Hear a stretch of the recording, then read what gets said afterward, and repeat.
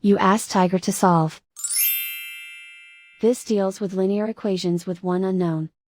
The final result is n equals -21/16. Let's solve it step by step.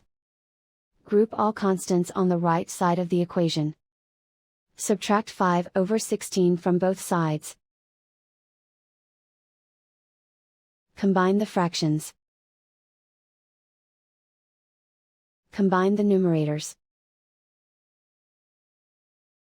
Reduce the zero numerator. Simplify the arithmetic. Convert the integer into a fraction.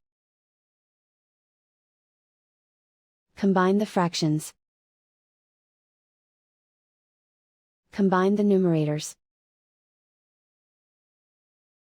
And so the final result is n equals -21/16.